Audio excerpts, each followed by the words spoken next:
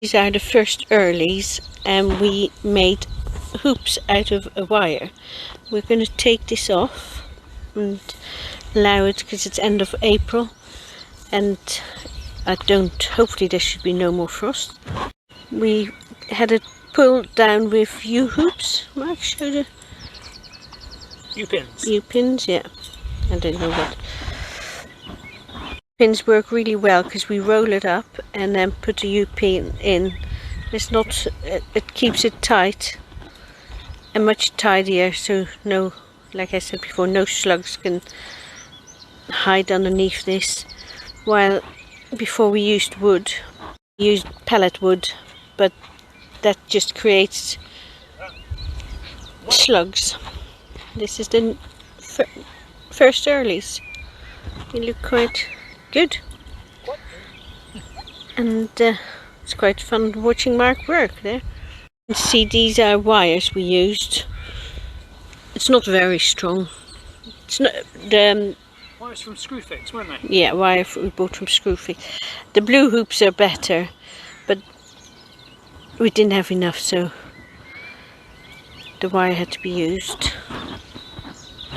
We have to gonna start taking off these second early potatoes that we fleeced, because they're really straining against the fleece, so they can't grow anymore because it's on so tight. So we're going to remove that. It's quite a long row. Compost we used here, we bought, well, the compost itself is free, but you have to pay for pardon? Transport, yeah. So we paid a local farmer who's a contractor to have it delivered here. It's from the council and therefore it's free, but they like you to buy it in a big load, so we had 18 tons. Cost £168, but it's lasted very well.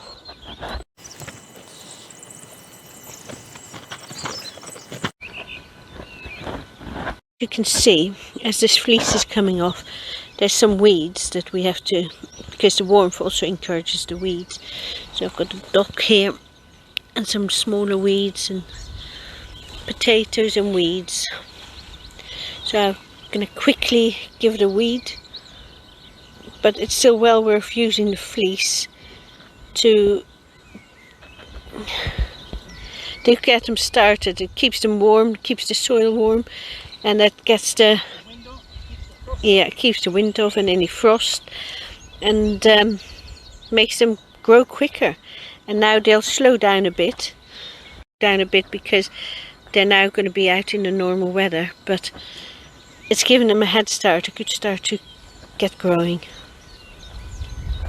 You may see that they're quite close together, but that's just my choice. You can put them further apart if you want to, but like in the far to the right, that's our first earlies. I only had a small bit. This second earlies, and then over here we got 2 rows of main crop. Second earlies are Charlottes, and the first earlies, I can't remember what they are, but the main crop are Caras. From here we bring our trusty little tool holder. It's very handy to put everything in. Put our gloves in, our U-pins that are really useful. Today, this is the beetroot, and they've really shot up. You can see how much they've grown in the last few days, and that's just purely because the weather is warming up and the fleece keeps the ground nice and warm, which just lets the plant focus on growing. Choose to transplant some of them where there's a few, because there's a couple of gaps, and then I could fill the gaps up. I haven't decided what to do yet. This is the carrots we sowed last week, I think, and we're going to just see if they're coming up, but I don't think they are. We had quite a few cold days after we sown them, so I can't see any. There's one there. There's one there. It's last year's seed, so it may just not be good enough, but we'll keep searching. The carrots have been in 7 days, I think, so we'll wait a few more days, see if they'll want to come up.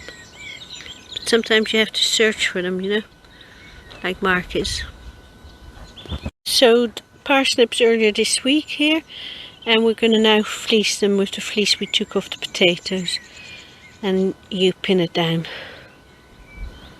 So this is the parsnips, and we've just pulled it right over it, and Mark's now going to pin it down.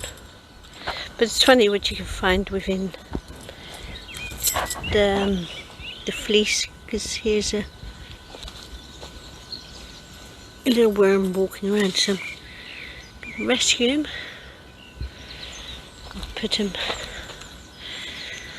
there. He can start his life in the compost. Mark's placing a U-pin, what would that be, every 20-30 centimeters? Mark thinks it's 50 centimeters. So one of the reasons we do this is because they will pop up through quicker. Another reason is there are rabbits here. We've had a bit of a problem with them, and we wonder if the rabbits will start chewing the parsnips as they come up. So to stop them, allowing them to come up, we first fleece them. You can see Mark's pulling it tight from one side to the other, and then he puts a U-pin down to hold it in place. Put U-pins on eBay. They're very good quality U-pin. And they're quite very sturdy. So yeah, very sturdy. The best thing we've invested in. Because last year we were also using fleece, but we had all these bits of pallet wood holding it down, and it was quite a trip hazard, because the paths are 14 inches, Mark tells me. If you got, you know, like here, you've got it on both sides, you've got a lot of wood lying in there, and it's very easy to trip over. This is perfect. You can see the left one is parsnips, the middle one is carrots, and the ones on the right is the beetroot. This one I've got sown some turnips and swede here, and I've got Enviromesh on it. Enviromesh is far more expensive than fleece. It's got more holes in it, so it probably lets water through more easily than fleece. But I think this little bit, which isn't very big, meters long, was about 10 quid. So it is a lot more expensive. It's very good quality, and by having holes you can leave it longer on there. Sometimes fleece doesn't always absorb, you know, doesn't always let the rain in. So this is a good alternative. If you've only got small bits, I would go Enviromesh. If you've got lots to fleece, I'd probably just use normal fleece. Just want to show you the potatoes I've got growing here at home in my pots. These are the three big pots. They're 30 centimeters each, and they have been in a tunnel, so they're huge. They're probably good 2.5 feet high. And here I've got some in a planter, and they also look really good. And I had these under glass, but they were going against the glass, and so I had to take the glass off and let them out to the fresh air, and they're fine. They're doing really well. So I should have a good crop of these as well.